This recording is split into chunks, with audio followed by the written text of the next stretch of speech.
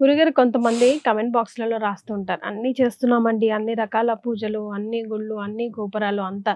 ఏం దరిద్రం, ఏ జన్మ కర్మ ఫలమో, ఈ జన్మకి పోయేటట్లేదు ఇహ నేను పోయేదాకా. ఏది అనుకూలించట్లేదు. ఏది కూడా కలిసి రావట్లేదని చాలా వాపోతూ ఉంటారు.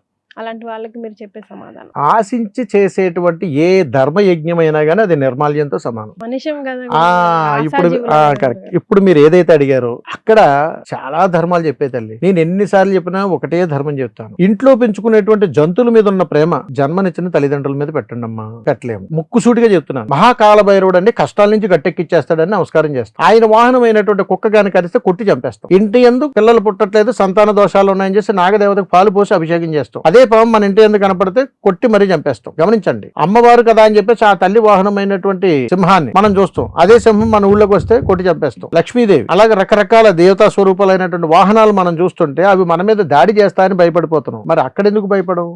అవి కదలిక లేనివి కాబట్టి. వాస్తవిక జీవితంలో మనం బ్రతకడం వేరు, అక్కడ బ్రతకడం వేరు. లేనిది కూడా ఉన్నట్టుగా భ్రమింపజేసుకుంటూ మనం బ్రతికేస్తుంటాం చాలా సందర్భాల్లో. మీరు అడిగారు ఇప్పుడు ప్రశ్న. నేను ఎన్నో చేశానండి, ఎన్ని పూజలు చేసినా కానీ వాళ్ళు బాగున్నారండి, మనకేం లేదని. అంటే మనిషి ఆశాజీవి. ఎలాంటి ఆశాజీవి అని అడిగితే కడుపు నిండా అన్నం పెట్టి బాగుందా, బాగుండేనా అని అడుగుతారు. అలాగా తృప్తి, ఆత్మ సంతృప్తి అని ఉంటుంది. అలాగే ఏంటంటే స్వకర్మల్లోంచి వచ్చింది ఇప్పుడు మీరు అడిగిన ప్రశ్న. ఒక దేవుడు ఎప్పుడు మమ్మల్ని చూడడు, ఇంకెప్పుడు కరుణిస్తాడు, ఇంకా నేను చచ్చిపోయేదాకా ఇంతేనా? లేదు లేదు లేదు అనుకుంటూ అంటే ఈ జన్మలో ఇప్పుడు నువ్వు పుట్టినటువంటి నీ ధర్మానికి నీకు ఆ ఆత్మసంతృప్తి లేదంటే నువ్వు చేసినటువంటి కర్మలు ఇంకా క్లియర్ అవ్వలా. కాబట్టి ఇప్పుడు నువ్వు చేయగలిగేటువంటి స్వకర్మలను ప్రక్షాళన చేసుకుంటూ నువ్వు చేసేటువంటి ఈ కర్మల ద్వారా నీ తరువాత తరాల వారికి తరగనంత పుణ్యాన్ని ఇస్తావు. అవతల వాడితే ముగిసిపోతుంది. కాబట్టి తరువాత తరాలకి ఇంక లేదని పరమార్థం. కాబట్టి మనం భగవంతుడి దగ్గరికి వెళ్ళి నాకు మంచి జరగట్లేదండి అనేటువంటి ఆలోచన మనకు వస్తుంది అని అడిగితే ఇంకా నేను చేయాల్సినటువంటి స్వకర్మలు ఉన్నాయని దాన్ని గౌరవంగా స్వీకరించగలిగేటువంటి ధర్మం మన దగ్గర ఉండాలి. కానీ మనం ఏం చేస్తామంటే మనిషికి ఓర్పు సహనం తక్కువ. అందుకని ఇది ఎక్కడ జరుగుతుంది? గుళ్ళోనే, ఇంకెక్కడ జరగదు. అందుకని ఏం చెప్పాడో తెలుసా భగవంతుడు? ఒరే నువ్వు మెట్టులు ఎక్కుతూ పైకి వచ్చావు. ఆ మెట్టులు ఎక్కుతూ పైకి వచ్చినప్పుడు అక్కడ ఉన్నటువంటి మెట్లన్నీ నువ్వు చూసావు. గర్భగుడిలో నేను కూర్చున్నాను. మరి నేను ఇక్కడ కూర్చుని ఉన్నప్పుడు నేను ఎన్ని దెబ్బలు తిండి ఉంటే ఈ రూపాన్ని వచ్చి ఉంటుంది నాకు. మరి ఆ దెబ్బలు తట్టుకోలేనంటే నువ్వు తొక్కుకుని పైకి వస్తున్నావు. మరి ఇంత రూపాన్ని దాల్చానంటే ఒక శిల్పి నన్ను ఎంత దెబ్బలు కొట్టుంటాడరా. మరి అలాంటిది నీ జీవితకాలంలో నీకు నేను అనుగ్రహాన్ని ఇచ్చేదాకా నువ్వు ఎందుకు ఆగలేకపోతున్నావు? ఎందుకు తొందరపడుతున్నావు? అంటే నువ్వు సంపూర్ణమైనటువంటి అనుగ్రహాన్ని పొందడానికి సమయం ఆసన్నం అవుతుంది. కానీ నీ తొందరపాటు వల్ల, నీ ఆలోచన వల్ల, నాకు మోక్షం లేదనేటువంటి భావన ఉండిపోవడం వల్ల నేను 2 ఉత్తర క్షణాల్లో నేను ఇవ్వబోయేటువంటి అనుగ్రహానికి దూరం అయిపోతున్నావు అని భగవత్ సంకల్పం మనకు చెబుతుంది. అందుకని ఏ భగవత్ స్వరూపమైన ఏ విగ్రహాన్నైనా ఉలి దెబ్బలు తీసుకోకుండా రూపం దాల్చలేదు అన్నట్టుగా నీవు బిడ్డకు జన్మనిచ్చేటప్పుడు అమ్మ పురుటి నొప్పులు పడకుండా ఏ బిడ్డకు జన్మనివ్వదు. అలాంటి అతీతమైనటువంటి అనుగ్రహం ఉన్నప్పుడు నేను నీకు అనుగ్రహ వరాలు ఇవ్వాలి అని అడిగితే నేను పెట్టేటువంటి పరీక్షలు నువ్వు కాస్త ఓపిక పట్టాలి కదరా అని చెప్తుంది ధర్మం. అది పట్టలేనటువంటి వాళ్ళ జీవితం ఎప్పుడు అసంతృప్తిగానే ఉంటుంది. అందుకని ఆశించి పని చేయడం అని అడిగితే 1వ తారీఖు భర్త జీతం తీసుకొచ్చేటప్పుడు ప్రేమపూర్వకంగా అన్ని వండి పెట్టేస్తారు. అది ప్రేమ అంటారా? చెప్పండి మీరే. ఈ రోజుల్లో ఉపవాసం చేస్తారు. ఉపవాసం చేస్తున్నట్టుగా ఆ ఊరి అందరికీ తెలియాలి. అది ఉపవాసం వీళ్ళ దృష్టిలో. అలాగే భగవంతుడు గుడికి వెళ్తారు. గుడికి వెళ్తున్నప్పుడు ఊర్లో వీళ్ళ బంధువులకి చుట్టాలకి అందరికీ చెప్పుకుని వెళ్తారు. ఏది ఎక్కడుంది మనిషికి అంటే భగవంతుడు చెప్పేటువంటి ఆత్మ సంకల్పం ఎలా వస్తుందంటే ఒరే నీ కర్మలను నువ్వు ప్రక్షాళన చేసుకునేటువంటి సమయం ఆసన్నమైనప్పుడు ఇంకొకటి నీకు అవసరం లేదు. దీన్ని స్వకర్మ ధర్మ అని అంటారు. ఆ స్వకర్మ ధర్మలో భగవంతుడిని నిన్ను నువ్వుగా ఆరాధించు, నిన్ను నువ్వుగా ప్రేమించు, నువ్వుగానే నన్ను అడుగు, నీవుగానే ఏది అడిగినా కానీ నేను చేయగలుగుతాను. కాబట్టి నువ్వు నా చెంతకు వచ్చేటప్పుడు ఒక్కడవే వస్తావు, ఎవరు రారు నీతో. అందుకని ఆ ధర్మాన్ని నేను మాత్రమే నీకు నిర్వర్తించగలుగుతాను. అందుకని నా విగ్రహాన్ని చూసి నువ్వు నేర్చుకోరా అని చెప్పింది పరమాత్మ. అందుకని ఆశించడం అంటే ఈ రోజుల్లో ఆశించకుండా ఎవరు చేస్తారు గురువు గారు అని మీరు అడిగిన దానికి పరమార్థంలో ఆశించకుండా ఎవరు లేరు. నెల వచ్చేటప్పటికి ఇంటి వంట అద్దె ఆశిస్తాడు, మనం కట్టుకుని ఈఎంఐలు ఆశిస్తాయి, మనం బ్రతకాలి. టోటల్ జీవితం ఒక ఈఎంఐ అయిపోయింది. మరి భగవంతుడి దగ్గర ఉన్న భక్తి కూడా ఈఎంఐ అయిపోయింది. 7 వారాలు, 6 వారాలు, 3 వారాలు, 10 వారాలు ఏమిటండి ఇది? మరి అలాంటప్పుడు అనుగ్రహాలు ఎక్కడి నుంచి వస్తాయి? అది కూడా మనం కొటేషను. 7 వారాలు తిరిగితే అనుకున్నా అయిపోతాయి. తిరగకపోతే అవ్వ తల్లి అవుతాయి.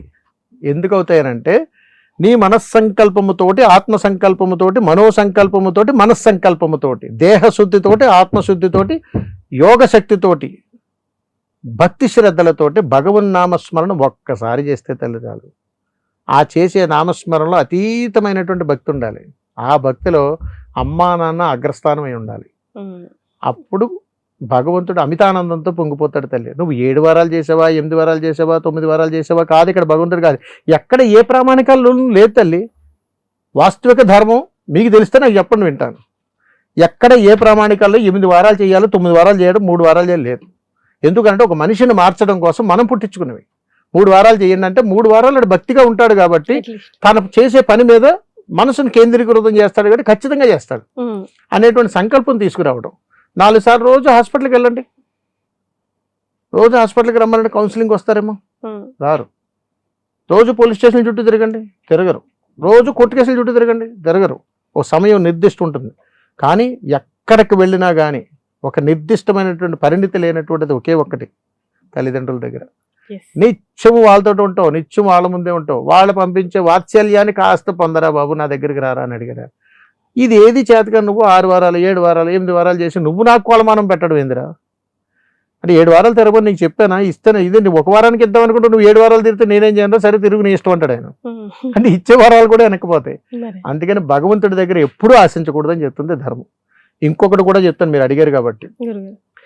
ఎక్కడైతే భగవంతుడి దగ్గర వాళ్ళు బాగున్నారండి, నేను బాగాలేదు, వీళ్ళకి కలిసి వచ్చిందండి, నాకు కలిసి రాలేదండి అని అనుకుంటారు చూసావా, వీళ్ళు మాత్రమే ఆ భగవంతుడి దేవాలయంలోనికి వెళ్ళి అన్నదానం ఏదైనా చేస్తే ఊరంతా ప్రచారం చేస్తారు. 10,000 రూపాయలు అన్నదానానికి ఇచ్చి నేను అన్నదానం చేశానండి, గుళ్ళో పలానా చోట గుళ్ళో ఇచ్చానని అంటాడు. భక్తి శ్రద్ధలతో కాదు, గొప్పల కోసం. నా బిడ్డ పుట్టినరోజు అండి అందుకే గుళ్ళో అన్నదానం చేసి, మా నాన్న చనిపోయిన రోజు అండి జ్ఞాపకార్థం కోసం. అంతే, భగవంతుడి భక్తి లేదు ఇక్కడ. అందుకని దేవుడి యందు భక్తిని నువ్వు ప్రదర్శించడంలో ఏ దానం నిన్ను చేయమని చెప్పలా. నీ ఆత్మదానాన్ని చెయ్యి, మనసును దానం చెయ్యి, మహాసంకల్పాన్ని చెయ్యి, తల్లిదండ్రుల పాదాలు శరణు వేడవయ్యా అని చెప్పింది ధర్మం. ఇదే ధర్మం. ఆయన కూడా అదే చెప్తుంటాడు. అరే మీరందరూ ఎవరు ఎంతమంది ఎందుకు ఆ గుంపులు ఎందుకు, అరే ఇందులో ఎవడైనా స్వచ్ఛంగా మీ తల్లిదండ్రులతోటి అతీతమైన అనుబంధం కలిగిన వాళ్ళు ఉంటే ముందుకు రండి అంటాడు ఆయన. వాళ్ళకి మోక్షాన్ని ఇస్తానంటాడు. ఎప్పుడు రాడు. వీళ్ళందరూ ఎక్కడ మాట్లాడుకుంటారు, నేను చెప్పేదంతా కూడా శ్మశానంలో జరిగే కథలు.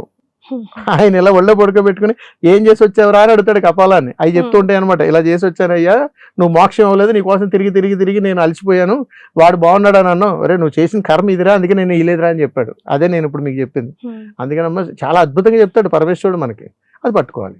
And for more videos, please subscribe to iDream. Please subscribe to iDream. Please subscribe iDream. And please subscribe to iDream. For more videos, subscribe to iDream.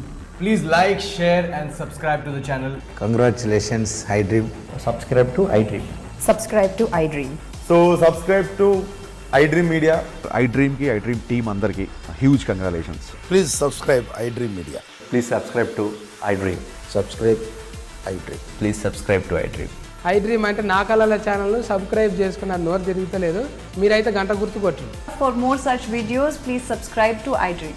Subscribe to iDream. Please subscribe to iDream. Please subscribe iDream Media. Please do subscribe to iDream. Please subscribe to iDream Media. For best entertainment and information, please subscribe iDream. And don't forget to subscribe to iDream.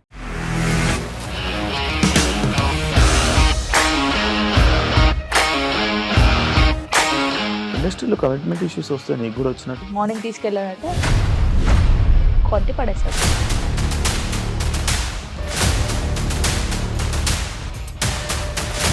ఒక్కళ్ళు కూడా చూడలేదు ఈ cinema అని చెప్పడానికి కూడా చాలా ధైర్యం కావాలి. అది నిజం కదా, దాంట్లో ధైర్యం ఏంటి? ఇది నెక్స్ట్ డే ప్లేట్ మార్చేస్తే తప్పు కదా. As of now we are comfortable this అని నేను అనుకుంటున్నాను. రష్మిక గారిది మీది ఒకే ఊరు అంట కదా. నీకు కోపం వచ్చిందంటే బాగా తిట్టేత్తరా? తిట్టేద్దామండి. నిజంగా గేమ్ ని ఎలా చేంజ్ చేయగలిగారు? ఏపీఎస్ఎఫ్సి వాళ్ళకి 6 నెలల్లో నేను 6 లక్షలు కట్టా. బిజినెస్ చేయాలనుకుంటే it is as difficult as riding a tiger.